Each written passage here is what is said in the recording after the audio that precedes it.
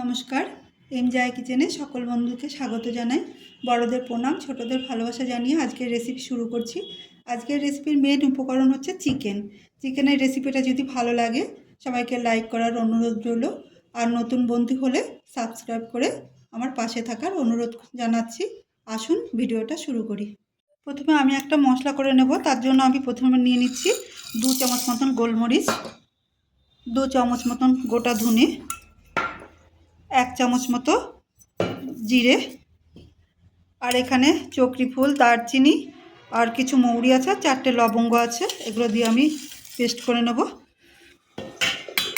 আর এর মধ্যে 1 চামচ লঙ্কা গুঁড়ো আর 2 চামচ মতন কাশ্মীরি লঙ্কা গুঁড়ো আছে। এগুলো আমি ব্লেন্ড করে নেব। এইভাবে গ্রাইন্ড করে নিয়েছি।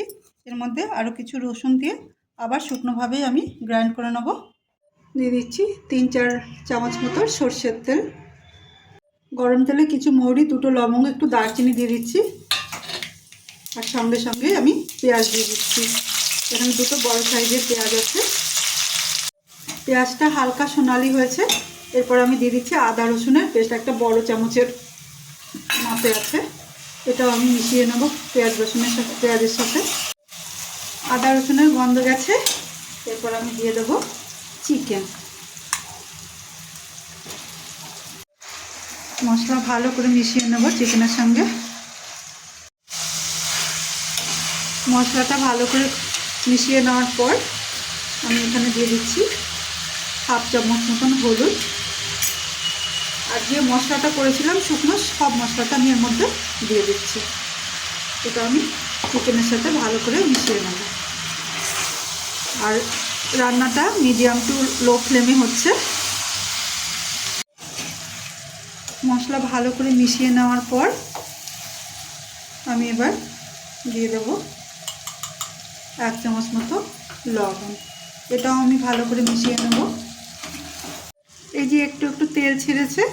এবার আমি দিয়ে দেব 1 মুঠো মতন জল, বেশি না, 1 মুঠো দিয়ে এটা দিয়ে একটু মিশিয়ে নিয়ে জল দিয়ে আমি ভালো করে নাড়িয়ে নিয়েছি। এবার আমি ঢাকা দিয়ে কুক করতে দেবো। আর মাঝে মাঝে ঢাকা খুলে একটু নাড়বো। 15-20 মিনিট পর চাপা খুলছি। আর বন্ধুরা, আপনাদের একটা কথা মনে বলে দিই, যে শুকনো মশলা দেওয়া হয়েছে তো, থেকে থেকে যদি লেগে যায় তখনই এরকম অল্প অল্প করে এরকম করে জল দেবেন, বেশি জল দেওয়া যাবে না। আর যে তেল ছেড়ে দিয়েছে, এবার আমি